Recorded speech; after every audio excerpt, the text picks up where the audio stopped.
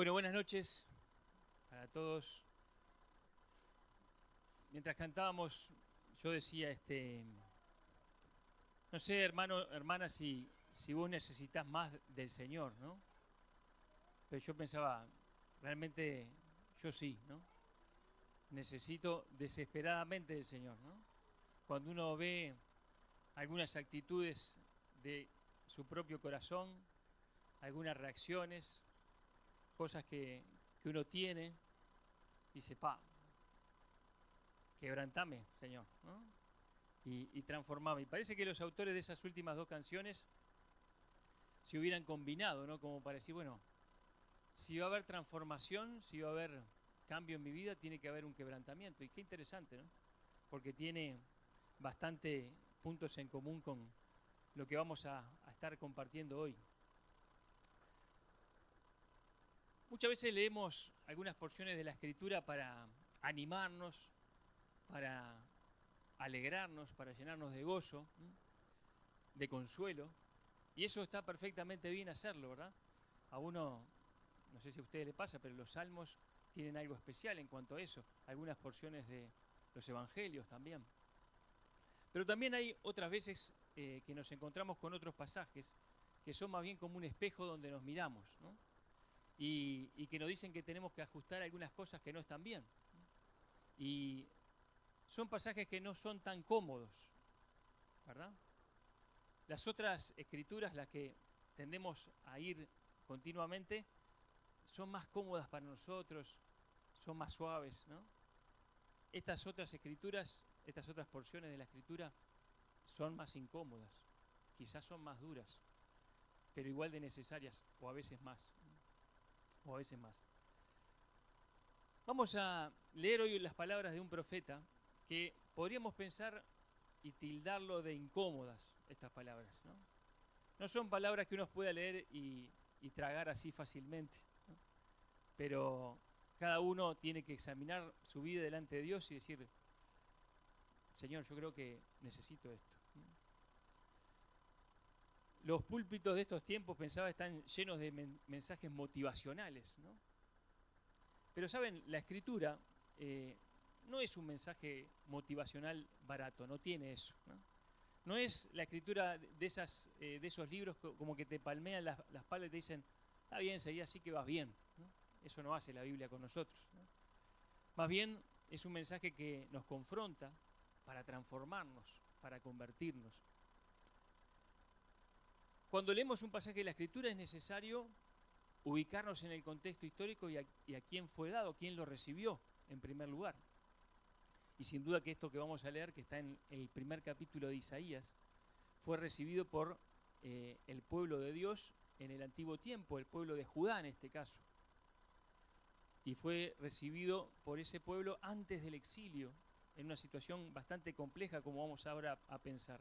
Pero sin lugar a duda que este pasaje no lo podemos aplicar a nosotros aquí y ahora, porque nos va a enseñar muchas cosas acerca del carácter de Dios, acerca de cómo es Dios, el Dios verdadero, el Dios de la Biblia. Porque, ¿sabés? Dios no es como vos te lo imaginás, ni como yo, ¿no? Dios es como es. Y nosotros tenemos que acercarnos a la Escritura a conocer cómo es Dios.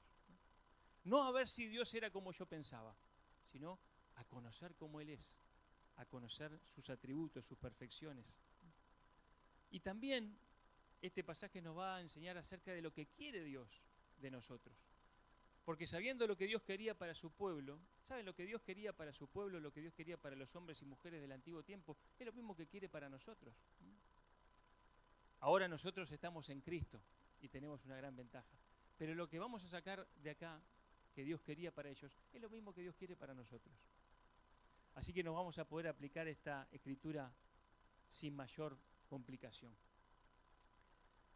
Así que entonces vamos a leer Isaías capítulo 1, versículo 1 al 18.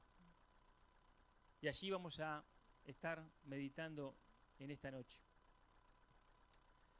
Dice así Isaías capítulo 1, versículo 1. Visión de Isaías, hijo de Amós, la cual vio acerca de Judá y Jerusalén en días de Usías, Jotam, Acaz y Ezequías, reyes de Judá. Oíd, cielos, y escucha tú, tierra, porque habla Jehová. Crié hijos, y los engrandecí, y ellos se rebelaron contra mí. El buey conoce a su dueño, y el asno el pesebre de su señor. Israel no entiende, mi pueblo no tiene conocimiento. Oh gente pecadora, pueblo cargado de maldad, generación de malignos, hijos depravados, dejaron a Jehová, provocaron a ira al Santo de Israel, se volvieron atrás. ¿Por qué querréis ser castigados aún? ¿Todavía os rebelaréis? Toda cabeza está enferma y todo corazón doliente. Desde la planta del pie hasta la cabeza no hay en él cosa sana, sino herida, hinchazón y podrida llaga. No están curadas ni vendadas ni suavizadas con aceite. Vuestra tierra está destruida, vuestras ciudades puestas a fuego, vuestra tierra delante de vosotros comida por extranjeros y asolada como asolamiento de extraños. Y queda la hija de Sión como enramada en viña y como cabaña en melonar, como ciudad asolada. Si Jehová de los ejércitos no nos hubiese dejado un resto pequeño, como Sodoma fuéramos y semejantes a Gomorra. Príncipes de Sodoma, oíd la palabra de Jehová, escuchad la ley de nuestro Dios, pueblo de Gomorra. ¿Para qué me sirve, dice Jehová, la multitud de vuestros sacrificios? Hastiado estoy de holocausto de carneros y de cebo de animales gordos. No quiero sangre de bueyes, ni de ovejas, ni de machos cabríos. ¿Quién demanda esto de vuestras manos, cuando venís a presentaros delante de mí para hollar mis atrios? No me traigáis más vana ofrenda. El incienso me es abominación. Luna nueva y día de reposo, el convocar asambleas no lo puedo sufrir. Son iniquidad vuestras fiestas solemnes. Vuestras lunas nuevas y vuestras fiestas solemnes las tiene aborrecidas mi alma. Me son gravosas. Cansado estoy de soportarlas. Cuando extendáis vuestras manos, yo esconderé de vosotros mis ojos.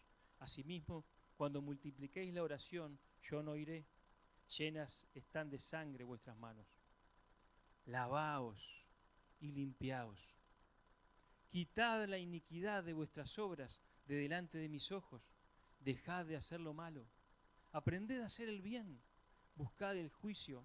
Restituid al agraviado. Haced justicia al huérfano. Amparad a la viuda. Venid luego, dice Jehová, y estemos a cuenta.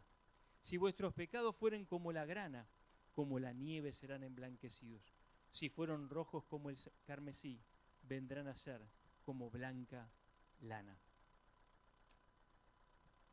Como dice el primer versículo, el ministerio de Isaías, profeta, transcurrió durante el reinado de varios reyes de Judá. Alguno bueno, o muy bueno como Ezequías, y otro, bueno, no lo era bueno, ¿no? Y él fue llamado, ¿se acuerdan? En el año que murió el rey Usías. Esto está en el 6º capítulo del libro de Isaías, cuando él es llamado por Dios a ser profeta. Él era sacerdote, Isaías, ¿no? Fue llamado por Dios a ser profeta mediante una visión. Él ve a Dios, la presencia de Dios, la gloria de Dios, que llena todo el templo y ángeles cantando, santo, santo, santo. Y esa visión tremenda que tuvo Isaías, esa visión gloriosa, termina haciéndole sentir su propia pecaminosidad. Cómo él era pecador y estaba contemplando eso, tenía que morir. Y Dios, dicho sea de paso, esto le pasa a los que realmente entienden cómo es Dios, ¿no? Realmente ven a Dios en su gloria y en su santidad. Lo que nos va a pasar, si lo podemos contemplar con los ojos de la fe, es que nos vamos a sentir indignos, ¿no? Y pecadores, porque en realidad es lo que somos, ¿no? Pero Dios le perdona y le limpia. ¿Se acuerdan? Viene y toma de aquellas brasas del altar y toca sus labios inmundos y lo capacita mediante esa limpieza para ser su profeta. Y ahí sí, escucha el llamado y dice, heme aquí, envíame a mí. Y ahí empieza el ministerio de este gran profeta, que fue llamado a profetizarle a un pueblo rebelde, duro de corazón. Un pueblo que no iba a escuchar la reprensión, un pueblo que estaba lleno de injusticia, estaba lleno de pecado, de arrogancia, de religiosidad vacía. Un pueblo que no daba el fruto que Dios buscaba. Y así en ese escenario es que se desarrolla el ministerio de Isaías. Y algunos consideran este capítulo primero de Isaías como un resumen de todo lo que va a decir, o de mucho de lo que va a decir después. Isaías habló de cosas que iban a pasar, pero saben, los profetas no eran como adivinos, no era que decían, el oficio del profeta no se dedicaba a decir el futuro, no era ese el principal motivo por el cual Dios puso a sus profetas. El profeta era un representante de Dios ante el pueblo, incluso ante los gobernantes e incluso ante los sacerdotes cuando los sacerdotes estaban desviados. Era alguien que traía un mensaje de arrepentimiento muchas veces, un mensaje de alto contenido espiritual y moral y ético, un mensaje que les llamaba a volverse a Dios, a dejar el pecado y a volverse a Dios. Y decía, si ustedes se vuelven a Dios va a pasar esto, y si no se vuelven va a ocurrir esto y esto otro. Y eso que el profeta decía se cumplía porque era palabra de Dios. Ahora, cada vez que el profeta decía hay oportunidad de arrepentimiento, quiere decir que todavía estaba abierta la esperanza de que el juicio fuera detenido, bloqueado, y que la bendición se derramara de vuelta sobre sus vidas. Isaías habló mucho, profetizó mucho acerca del Mesías venidero, acerca de Jesucristo. Es uno de los que más habla de Cristo. Como dice el apóstol Pedro, ¿no? Habló de los sufrimientos del Mesías y las glorias después de ellas, ¿no? Y habló mucho entonces de Jesucristo. Basta solamente con recordar Isaías 53. Ahora, en este pasaje empieza haciendo una proclama y dice, oíd cielos y escucha tú tierra. Es interesante cómo Dios llama a las cosas inanimadas y estas cosas le obedecen. ¿Se acuerdan cuando Jesús estaba en aquella barca con los discípulos y estaba durmiendo y de repente, Señor, despertate que nos ahogamos, nos anegamos? Y el Señor se pone de pie, ¿qué dice? Habla con el viento, habla con el mar y estos le obedecen, dice la Escritura. Y la creación le obedece, las cosas inanimadas. Pero Dios también, a través de su palabra, habla a los hombres y mujeres que Él creó y ellos a veces no le obedecen. Y ellos a veces, o nosotros a veces, le rechazamos. Ahora, Dios nos dio esta posibilidad de rechazarle o de recibir su palabra. Y por eso somos responsables ante Dios. Cuando pensaba en esto me acordaba, hace unos días, estaba viendo un paciente en el consultorio, un paciente que tenía una enfermedad pulmonar severa, estaba dependiente del oxígeno todo el tiempo. Y en un momento estábamos hablando de una cosa que tenía que ver con su salud física, y él me dijo algo así, dice, yo a esta enfermedad hablé con ella y le dije que me dejara tranquilo, como hice con Dios, dice, cuando era chico, que yo no lo necesitaba, así que me dejara tranquilo. Y él estaba convencido de que Dios le había hecho caso. Y yo pensaba, qué tremendo, ¿no? El extravío del ser humano, que cree que puede vivir sin Dios y que puede rechazar a Dios y que todo le va a ir bien. Y este hombre lo decía estando en una condición realmente miserable, ¿no? Y no se daba cuenta de que su mismo rechazo a Dios le estaba llevando hacia la ruina. Ahora, el cielo y la tierra obedecen al Señor y escuchan atentamente su proclama. Y cuando nosotros leemos esto, vamos a poder ver cómo Dios ve las cosas, cómo Dios veía lo que estaba ocurriendo con el pueblo en ese momento. Y Dios se refiere a sí mismo como un padre, ¿se dan cuenta? Porque dice acá, crié hijos, dice el versículo 2, y los engrandecí, y ellos se rebelaron contra mí. Él se compara con un padre y al pueblo con hijos, ¿no?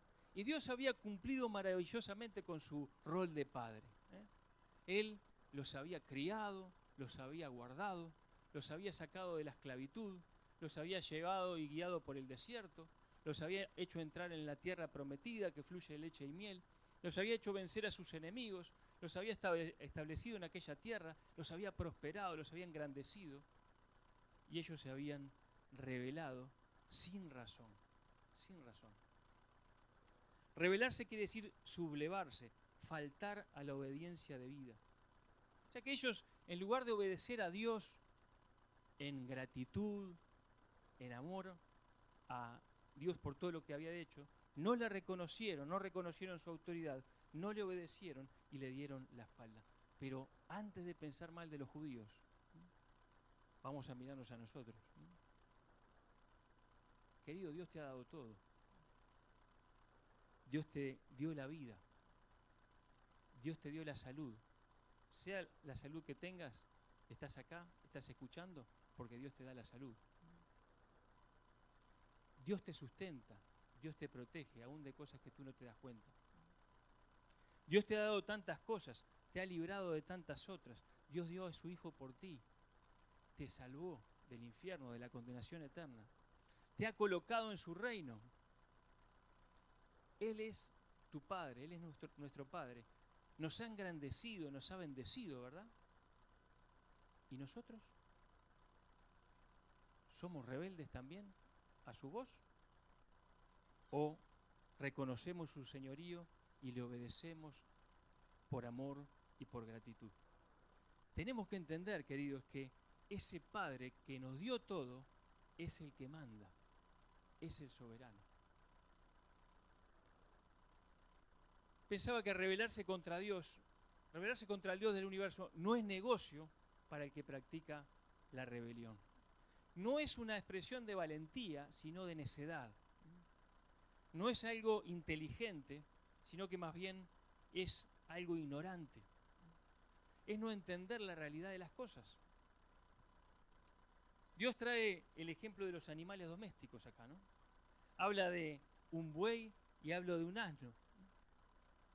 Animales, podríamos decir, bien sencillos, ¿no?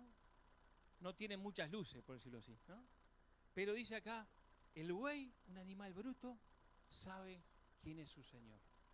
El asno, dice, es una bestia de carga, pero sabe dónde está el pesebre de su señor, el establo allí, donde tiene resguardo, alimento de su dueño para él.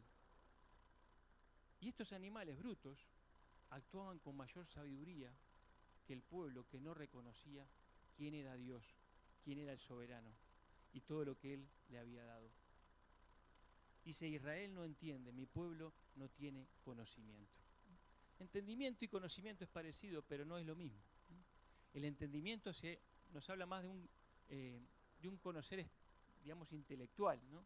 Una comprensión intelectual de las verdades de Dios. Israel no entendía cómo era la verdad de las cosas, pero el conocimiento se refiere a algo más profundo. Se refiere a algo personal e íntimo con Dios. ¿Se acuerdan cuando en Génesis dice, conoció a Adán a su mujer? Está hablando de conocimiento íntimo. El conocer era en la intimidad. El pueblo de Dios no le conocía íntimamente, solo de oídas, a distancia. Y vamos a ir aplicándonos cada una de estas cosas de a poquito, ¿no? Esto es una tragedia también de muchos asistentes a las iglesias. Todavía, aunque son asistentes, todavía no han entendido la verdad de Dios, no entienden quién es Dios. Y no han conocido quién es el Dios verdadero, y no lo han conocido en forma experimental. Podríamos decir son asistentes, pero aún no son convertidos. Son, simpatizantes del Señor Jesucristo, pero aún no son sus discípulos. Ahora, querido, si estás aquí en esa situación, hoy tenés la oportunidad de conocerle de veras y proseguir en conocerle, como dice Oseas.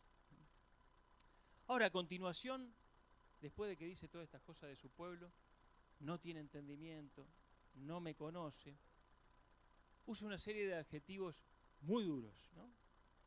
Dice acá, en el versículo 4, gente pecadora, pueblo cargado de maldad, generación de malignos, hijos depravados. Y uno siente como un cachetazo tras otro, ¿no? Ahora, esto nos tiene que hacer pensar que Dios no tolera el pecado. Dios es un Dios santo, queridos, ¿no? Dios es un Dios santo.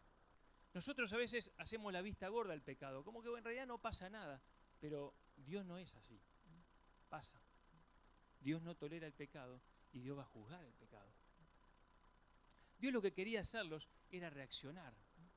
Y por eso le dice estas cosas tan duras, tan que lo sacuden, ¿no? El otro día, el jueves, hace otro jueves, escuchaba ahí de colado un testimonio de una hermana en la reunión de damas, ¿no? Y un testimonio muy sentido. Y me llamó mucho la atención una frase que usaba esta hermana, que decía que cuando ella estaba apartada y pasando por un problema muy tremendo con sus hijos, vino su hermano de sangre y le dijo así, le dijo, mirá, el enemigo ahora viene por tus hijos. ¿Cuándo te vas a volver a Dios? Esto la dejó ahí helada, ¿no? Y uno dice, qué expresión más dura, qué duro que fue este hermano. Pero eso le hizo reaccionar. Eso le hizo pensar que tenía la solución al alcance de la mano, volver al Señor, y así lo hizo. A veces el Señor tiene que sacudirnos así para que entendamos cómo lo necesitamos. Ellos habían, dice acá, provocado a ira, que es la santa indignación, al Santo de Israel. ¿Vieron cómo hace énfasis en la santidad, ¿no? Al Santo de Israel. Se volvieron atrás. Y esto es apostasía, dejar a Dios, dejar la fe. Yo pensaba, cuando alguien deja a Dios, cuando alguien le da la espalda a Dios, enseguida su vida se empieza a corromper. Va de mal en peor y no sabe a dónde termina. Esto no lo inventé yo. El Salmo 14 dice, dijo el necio en su corazón, no hay Dios. Y el versículo siguiente dice, se han corrompido, hacen obras abominables, no hay quien haga el bien. ¿Qué está diciendo? De su rechazo a Dios, después viene su decadencia moral. Y esto que había ocurrido en esta sociedad, ocurre también en nuestra sociedad, ¿verdad? Una sociedad que le da la espalda a Dios, que dice que Dios no existe, que va aprobando una tras otra leyes que son corruptas, que corrompen la vida del pueblo, que van en contra de la vida, en contra del matrimonio, en contra de la familia. Y ahí vamos degradando la sociedad, cada vez más abajo. Pero también tengamos cuidado, hermanos, porque esto que ocurre en las sociedades puede ocurrir en nuestra propia vida individual. Cuando nosotros rechazamos a Dios, ¿quién se perjudica? ¿Quién se perjudica?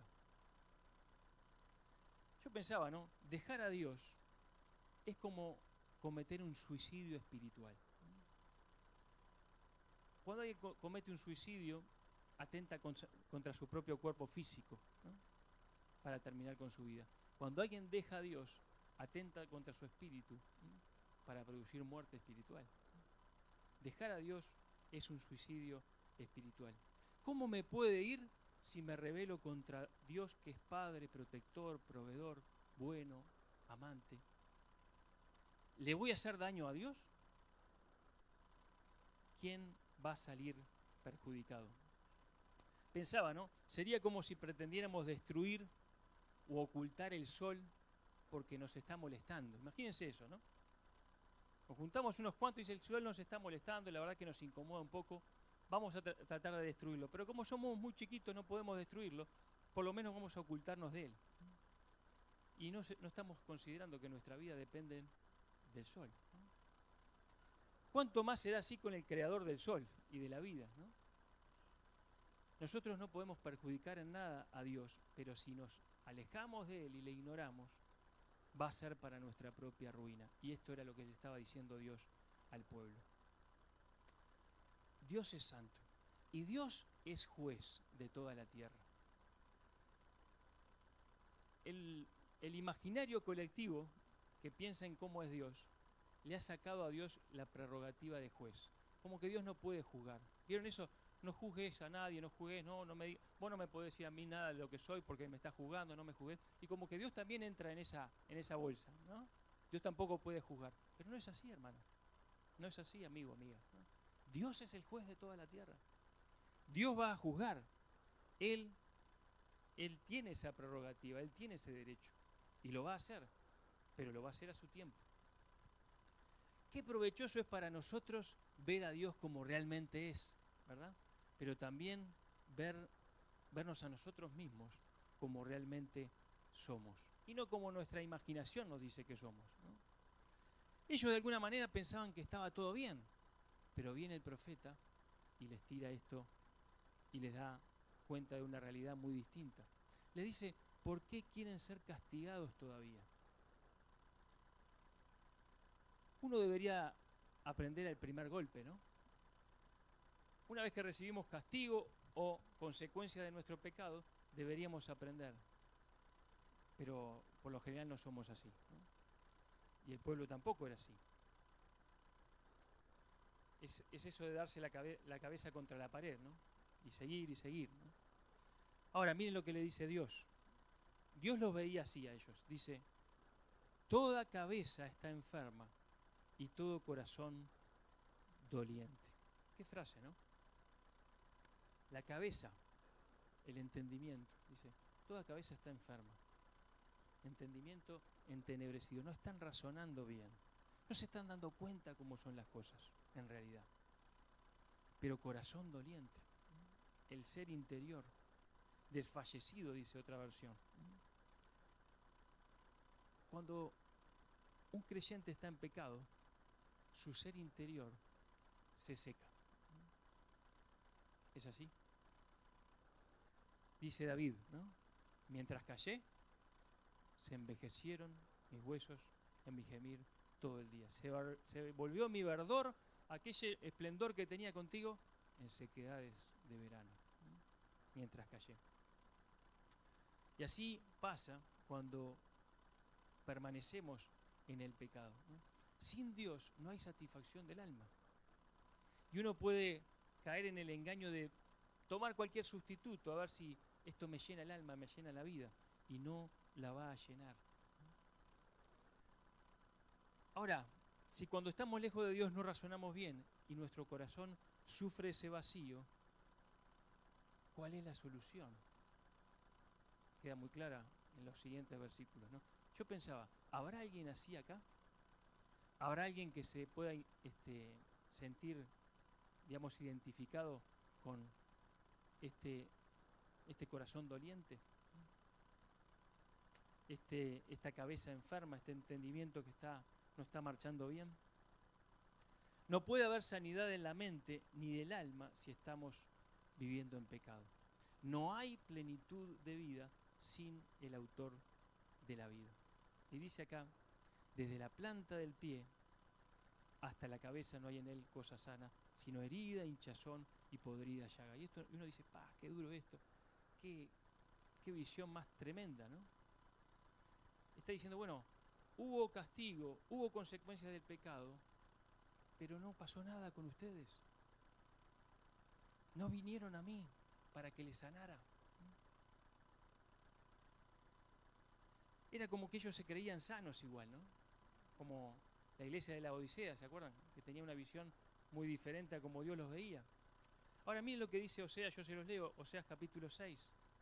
Dice este profeta, venid y volvamos a Jehová, porque Él arrebató y nos curará, hirió y nos vendará. Nos dará vida después de 2 días, en el tercer día nos resucitará y viviremos delante de Él y conoceremos y proseguiremos en conocer al Señor. ¿Cuál es la solución? Volverse a Dios. Cuando uno se da cuenta de que su vida se ha estado tropezando, cayendo, lastimando, y las heridas del pecado y las consecuencias del pecado me han dejado así todo amoratonado, ¿no? Todo lleno de heridas, y esas heridas se están supurando porque yo tampoco he ido a quien me las cure. Tengo que volver a Dios. Tengo que volverme a Dios, porque Él tendrá misericordia y será amplio en perdonar, dice la Escritura. Él es como aquel buen samaritano, ¿no? Que pasan los religiosos y no hacen nada con él, pero cuando viene el samaritano y encuentra aquel herido de muerte, casi de muerte, venda sus heridas, les pone aceite, lo pone en su cabalgadura, lo lleva al mesón, lo cuida, le paga al mesonero, le paga al mesonero, cuídamelo. El Señor pagó todo para nuestra recuperación, podríamos decir, en la cruz. Ahora, después el profeta mira, hace como un panorama de toda la tierra de Israel y dice, bueno, está toda desolada vuestra tierra. Lo único que está en pie es Jerusalén. Si Dios no hubiera dejado ese restito, hubiéramos sido como Sodoma, como Gomorra. Esto pasó, o por lo menos algo parecido a lo que está describiendo acá Isaías, pasó cuando vino la invasión de los asirios, ¿no? Y invadieron todo, y quedó Jerusalén allí sitiada durante el reinado de Ezequías. Y Dios terminó librando a Jerusalén en forma milagrosa. Ahora, Dios había preservado un remanente fiel. Siempre Dios preserva a través de la historia un remanente fiel. Pero qué bueno que seamos parte de ese remanente fiel y no estemos por fuera. Y a continuación les habla como si fueran Sodoma y Gomorra, ¿se dan cuenta? Dice el versículo 10, príncipe de Sodoma, hablando a los gobernantes, a los principales, ¿no? Y después habla del pueblo de Gomorra. Y miren lo que le dice. Le dice algo que está bien gráfico y bien difícil de sobrellevar, por decirlo así, ¿no? La primera parte había destacado la santidad de Dios y cómo Dios no tolera el pecado y cómo Dios va a juzgar el pecado. Y cómo el pecado nos hiere y cómo el pecado tiene consecuencias y nos daña y nos lleva a la ruina, pero está la posibilidad de volvernos a Dios, ¿no? De volverse a Dios. Ahora está diciéndole aún a los sacerdotes, y recuerden que él mismo era sacerdote, ¿no? O había sido, les está diciendo, miren que no está todo bien como ustedes piensan. Pero Isaías, nosotros tenemos el templo acá, tenemos el servicio de los sacerdotes, tenemos el lugar santísimo, hacemos todas las cosas como nos dice acá la ley de Moisés, vamos cumpliendo con todo. ¿Qué es lo que está mal, Isaías? ¿Qué es lo que está mal? Y él les reprende acerca de sus sacrificios, de lo que hacían, de todo lo que hacían en el templo. Le dicen, miren, yo estoy cansado de eso, dice Dios. Estoy hastiado. No me traigan más eso. Y es duro eso, ¿no? Ellos seguían cumpliendo con todo el servicio del templo, pensando que en su religiosidad estaba todo bien, pero no estaba todo bien. Y yo pensaba y me lo aplicaba a mí y a nosotros, ¿no? ¿Está todo bien con que yo vaya a la iglesia y asista y ya está? ¿Está todo bien con que cante, que alabe, que escuche una prédica, que participe de la cena y con eso ya está? ¿Es eso todo lo que Dios quiere de mí? ¿Que sea participante de una liturgia? ¿Es eso lo que Dios busca de vos? Claro que no. Dios quiere mucho más de nosotros y algo muy distinto. Dios denuncia que no podía ni siquiera tolerar lo que ellos hacían. Y era porque no lo hacían correctamente, porque se habían olvidado de a qué día era, qué hora era, de qué manera era. No, hermanos, ellos hacían todo en forma puntillosa, ¿no? Era porque era solamente una fachada. Era una apariencia de piedad que negaba su eficacia. No tenían vidas piadosas verdaderamente, sino que tenían apariencia de piedad. Y eso Dios lo aborrece. Y nosotros, queridos, yo y vos, podemos caer en ese autoengaño. En pensar que cumplí con Dios.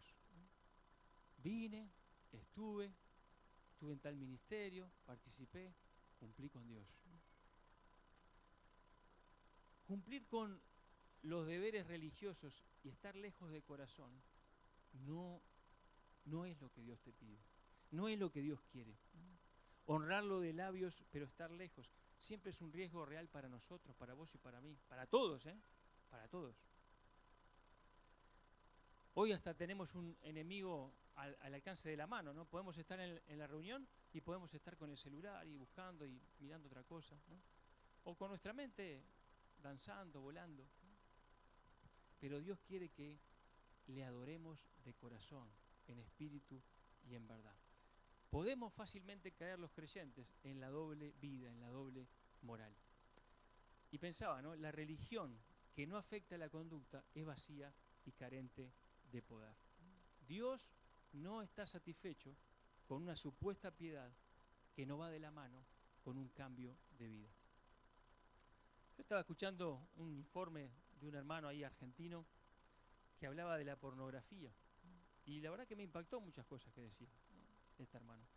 De cómo los creyentes pueden caer en consumir la pornografía. Y no solamente pueden caer, porque hablaba de algunas estadísticas que la verdad que eran espeluznantes, ¿no? Nosotros no tenemos estadísticas, pero no por eso quiere decir que no tengamos el problema, ¿no? También al alcance de la mano está el poder consumir esa basura, ¿no? Y uno puede consumir esa basura y después venir a la iglesia y levantar las manos y orar y parece que está todo bien, pero Dios ve todo. Pero Dios ve todo, ¿no? Y Dios no acepta la adoración que proviene de un corazón dividido. No te hagas esa trampa. Ahora, esto no quiere decir que seamos perfectos, porque no lo somos, ni lo vamos a hacer. Tenemos debilidades, fallamos, pero la cuestión, querido, es reconocerla delante de Dios, ¿no?, y luchar contra eso. Tenemos que hacer, queridos, el esfuerzo de combatir contra el pecado. La Escritura habla de esto, ¿no? Que nuestra adoración proceda de un corazón que le conoce y que le ama. Que sea verdadero, que sea sincero. Que nuestra piedad no sea una fachada, que sea una piedad verdadera. Porque amamos a Dios, porque estamos agradecidos por lo que Él ha hecho con nosotros y por eso hacemos lo que hacemos. No hacemos lo que hacemos para agradar a Dios o para llenarle el ojo. Hacemos lo que hacemos porque Dios nos ha salvado y vivimos en gratitud a Él. Así que Dios quiere santidad de nuestra vida. La quería del pueblo y la quiere de nosotros. Ser santos, porque yo soy santo. Dios quiere piedad en tu vida, pero piedad verdadera, no fachada. Corazón que esté con Dios. Y Dios quiere justicia en nuestra vida, integridad. Dice Dios, quiten la iniquidad de vuestras obras de delante de mis ojos. Dejen de hacer lo malo, aprendan a hacer el bien. No alcanza solamente con no hacer el mal, hay que hacer el bien, ¿no? El tema es que el bien hay que aprender a hacerlo porque el mal ya sabemos, ¿no? Desde la cunita todos sabemos hacer el mal, pero hay que aprender a hacer el bien, ¿no? Se trata de una transformación de la vida, una vida que deja de ser egocéntrica, autocomplaciente y pasa a pensar en los demás. Y dice acá el juicio, restituir al agraviado. ¿Qué quiere decir eso? Que si yo te ofendí, te venga a pedir perdón. Si yo te saqué algo, te lo venga a traer y te traiga más, ¿no? Eso es restitución. Hacer justicia a los desamparados, pensar en los necesitados, huérfanos, viudas. Dios quería esto de su pueblo. No religión hueca, justicia que viene de un corazón piadoso. Así que, en resumen, lo que Dios busca de nosotros, ese Dios que es Padre, ese Dios que es santo, ese Dios que es juez, ese Dios de misericordia, ese Dios de gracia, lo que Dios busca de nosotros es santidad, verdadera piedad e integridad en nuestra vida. ¿Y cómo puede esto vivirse? Está bien, yo entiendo que el profeta está diciendo eso, pero yo soy pecador. Yo me he mandado tantas macanas. ¿Cómo se arregla esto? Si estoy apartado. Si estoy en la iglesia, pero mi corazón está en otro lado. ¿Cómo lo arreglo? Si parece que estoy arruinado. Hay una salida. Hay una fuente que lava el pecado. Lavaos y limpiaos, dice el llamado de Dios acá. Y dice el antiguo himno, me hirió el pecado. Fui a Jesús. Le mostré mi dolor. Perdido, errante, vi su luz. Me bendijo en su amor. En la cruz donde primero vi la luz. Y las manchas de mi alma yo lavé. Fue allí por la fe donde vi a Jesús y siempre feliz con él seré. Y hay otro himno que dice, por fe contemplo redención, la fuente carmesí. Jesús nos da la salvación, su vida dio por mí. La fuente sin igual hallé, de vida y luz el manantial. Oh, gloria a Dios, ya lo probé, me limpia a mí, me limpia a mí. Querido, ¿está sucio por el pecado tu corazón? Hermana, hermano. Hay una sola fuente que lava el pecado y es Jesucristo. El Cordero de Dios que quita el pecado del mundo. Él derramó su vida, su sangre en la cruz. Y es esa sangre que nos limpia de todo pecado. Y esto es algo para aquel que no conoce a Dios, que tiene que venir por primera vez a Dios y decirle, Dios, perdona mis pecados, me estoy yendo al infierno, entiendo lo pecador que soy y tú eres santo, perdóname, moriste por mí en la cruz. Pero también es para nosotros los que ya hemos conocido al Señor y tenemos una vida de que hemos tropezado, hay pecado en nuestra vida, no crecemos, ¿qué nos pasa? Y decís, vengo a la fuente, limpiame, lavame. Y la sangre de Jesucristo nos limpia de todo pecado. La única forma de estar a cuentas con el Santo, nosotros que somos tan pecadores, es en genuino arrepentimiento venir al Señor. Venid luego, dice el Señor, y estemos a cuenta. Si vuestros pecados fueren como la grana, rojos, como la nieve serán emblanquecidos. Si fueran rojos como el carmesí, vendrán a ser como blanca lana. Solamente Dios puede limpiarnos. Y querido, no importa qué tan profundo hayas caído. El apóstol Pablo le decía, y esto erais algunos a los corintios. La verdad que es una lista complicada, ¿no? Dice, y esto erais algunos, mas ya habéis sido lavados, ya habéis sido santificados, ya habéis sido justificados en el nombre del Señor Jesús y por el Espíritu de nuestro Dios. Tanto para salvarnos del infierno, esa sangre de Cristo nos limpia de todo pecado, pero para caminar en nuestra vida cristiana necesitamos esa sangre de Cristo que nos limpia de todo pecado. Y la invitación resuena desde el trono de Dios. Vení, estemos a cuenta. Vení, estemos a cuenta. ¿Estás trabajado y cargado por el pecado y sus consecuencias? Jesús dice así en Mateo capítulo 11, venid a mí, todos los que estáis trabajados y cargados, y yo os haré descansar. Eso implicó la cruz. Llevad mi yugo sobre vosotros y aprended de mí, que soy manso y humilde de corazón, y hallaréis descanso para vuestras almas. Porque mi yugo es fácil y ligera mi carga. Porque una vida de santidad, de piedad y de integridad no la podemos vivir por nuestra fuerza. Es solamente llevando el yugo del Señor Jesucristo. Vení y estad a cuentas con Dios. Vamos a orar, ¿parece? Y allí capaz que en la quietud de tu corazón te das cuenta que el Espíritu Santo te está mostrando algo.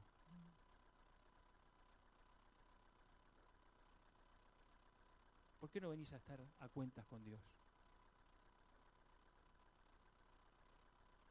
Padre que estás en el cielo, te damos tantas gracias, Señor, por tu bendita palabra. Señor, gracias porque tú hieres, pero tú sanas, tú curas. Tú nos quebrantas, Padre, pero tú después nos vuelves a hacer, nos transformas, nos haces de nuevo.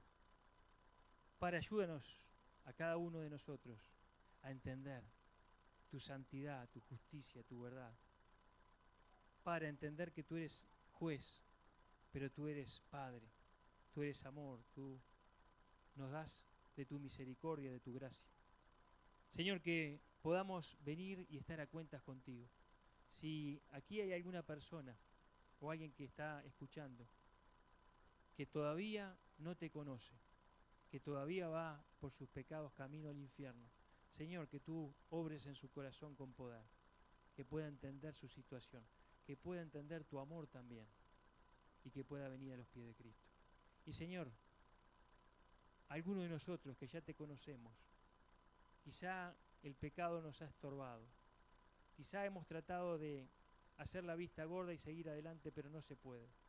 Señor, que podamos venir en arrepentimiento y fe a los pies de la cruz también, y que la sangre de Jesucristo tu Hijo nos limpie de todo pecado para poder vivir esa vida que tú quieres que vivamos, con santidad, con verdadera piedad y en integridad delante de ti. Gracias, Padre, por tu palabra.